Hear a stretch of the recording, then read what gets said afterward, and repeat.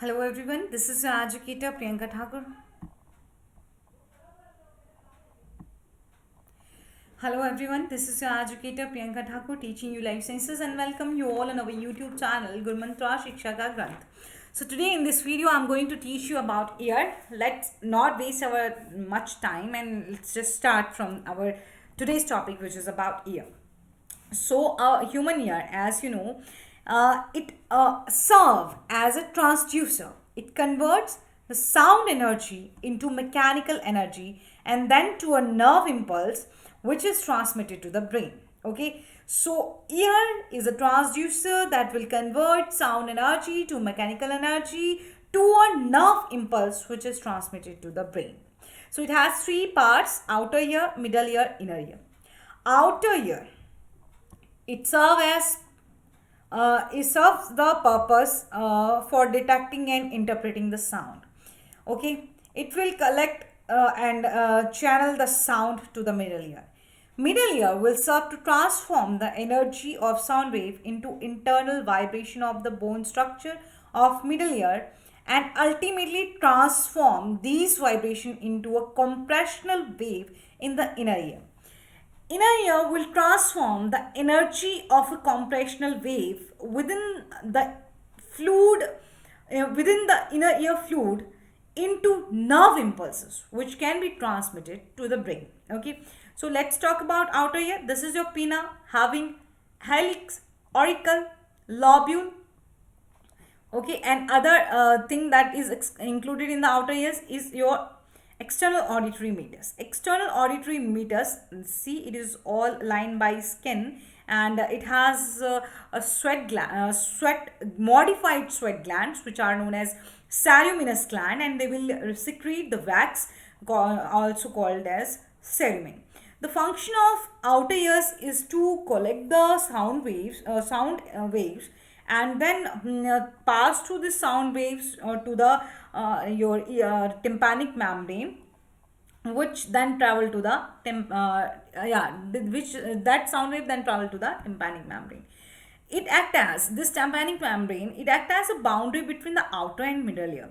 It is a thin membrane of connective tissue, and externally from this side it is covered by skin, and internally it faces the mucosa. Sound waves make the eardrum vibrate. Okay, now the eardrum in turn transfer the sound energy to these ossicles, and then middle ear set them into vibration, and then it set the middle ear into vibrations. Okay, middle ear consists of air filled space in the temporal one. It is separated from the external ear by tympanic membrane, and from internal ear it is separated by bony partition. Okay, from bony partitions. Fine, that will contain small membrane covering openings. Middle ear open into nasopharynx through the eustachian tube, also known as auditory tube. The tube is usually closed, but when you swallow anything, chew anything, or whenever you are yawning, this tube is opened. This tube keep the air pressure on both side of the eardrum, like toward this side and this side. This eustachian tube make it keep the pressure in equilibrium. Such opening permit air pressure within the middle ear to equilibrate with atmospheric pressure, so that pressures on both sides of the tympanic membrane are equal. These are three ossicles which will represent the middle ear: malleus, incus and stapes, and these are also known as hammer, anvil and stirrup. Okay, so small cavity surrounding the bones of this middle ear is called as tympanic cavity. Okay, the first phone is malleus, and it is attached to the tympanic membrane, and then comes your incus, and stapes is the last one and the smallest one. It is attached to the oval window. Auditory ossicle will form a system of lever which are linked together and driven by this eardrum.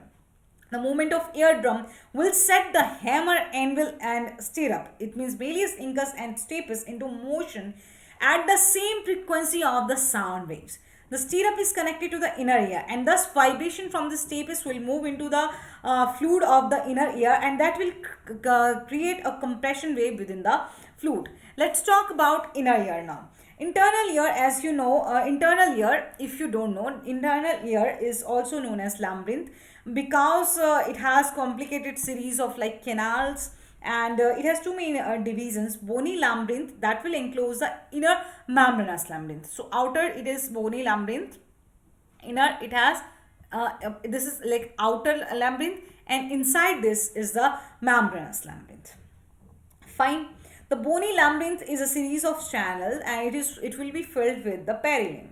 Inside this bony channel is the membranous labyrinth. Membranous labyrinth is actually more or less duplicate the shape of the bony channels and is filled with the fluid called endolymph. Okay, perilymph is present in the bony labyrinth.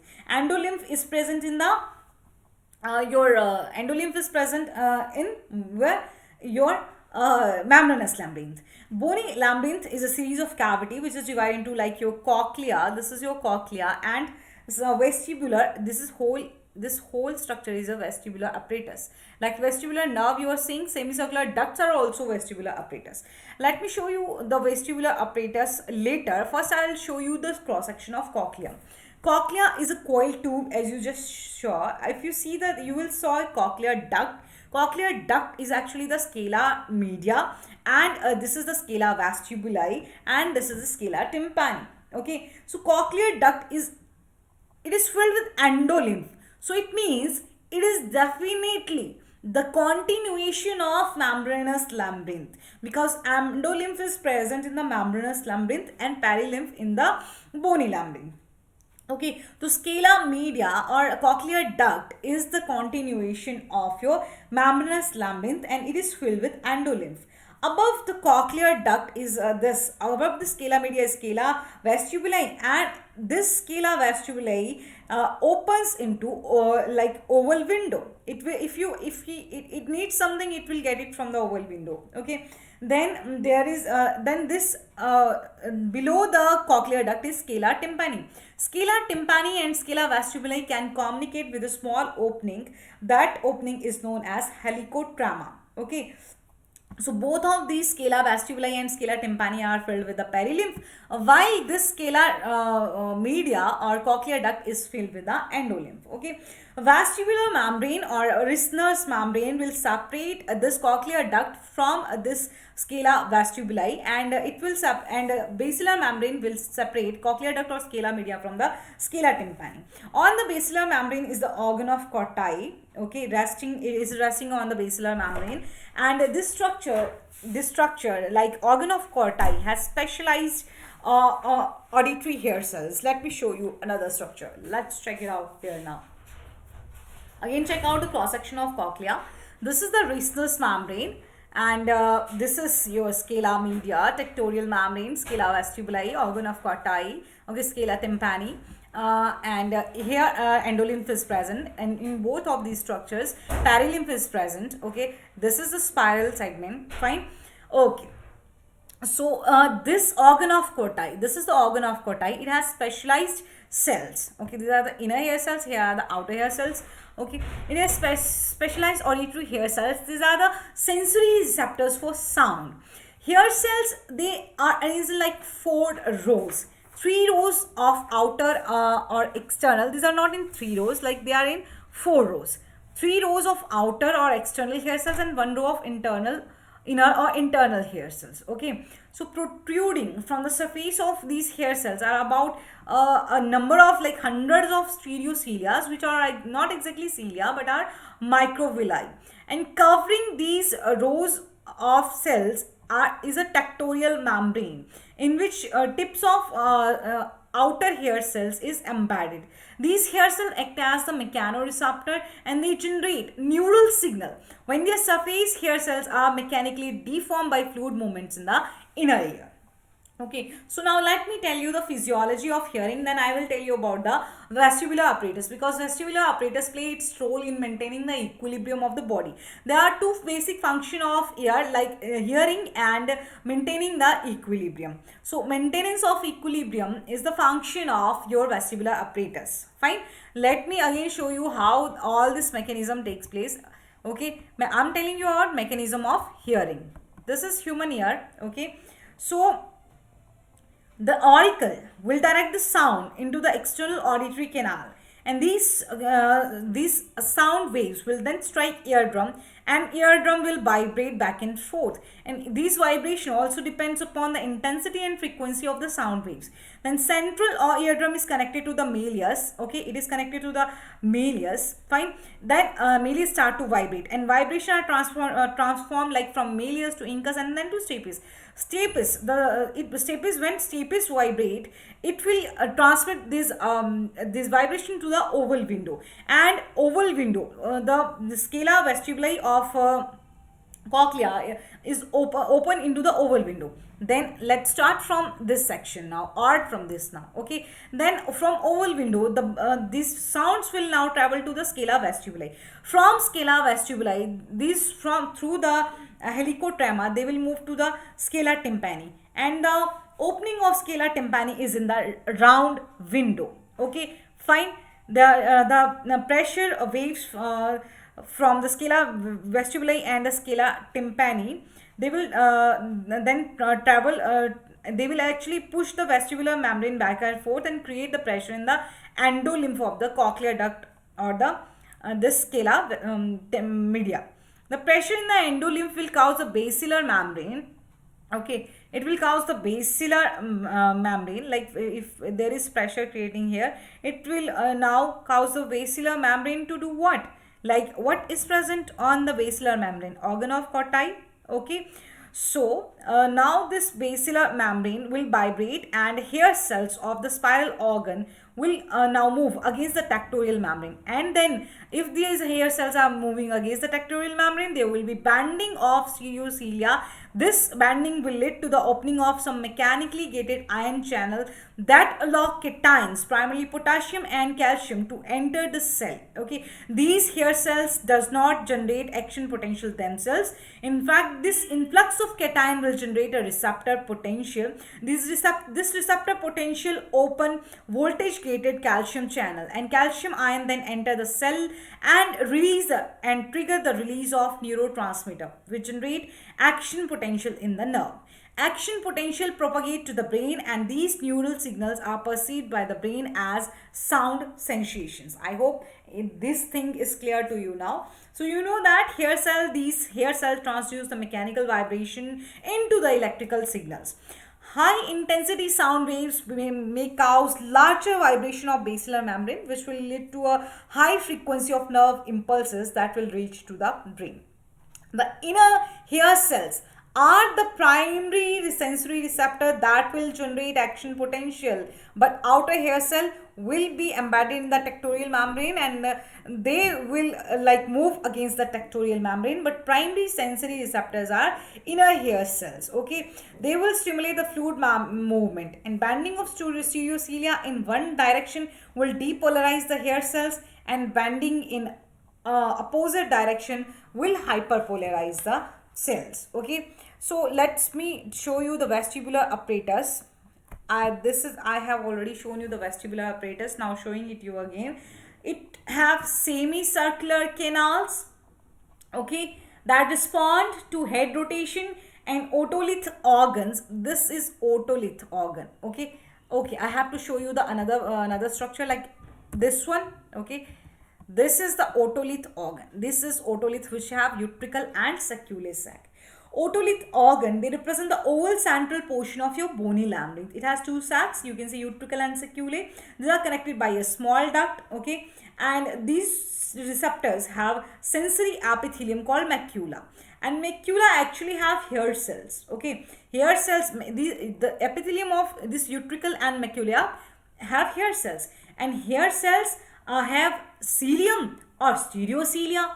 The cilium of this hair cell is also known as kinocilium. Now you understand, this is your what? This is your what? Tell me. This is your otolith structure, utricle and saccule. Okay, watch this diagram very carefully. Vestibular ganglion, cochlear nerve, spiral ganglion of cochlea. I hope you can differentiate ganglion and nerve. This is the posterior canal, lateral canal, ampullae, the swollen base of this canal. Okay, now let me show you from here now. Okay, so now you know that your there are cells. Okay, there are hair cell and also some supporting cells. So these are the supporting cells here. You can see. If you can't see, let me show you the structure more clearly to you.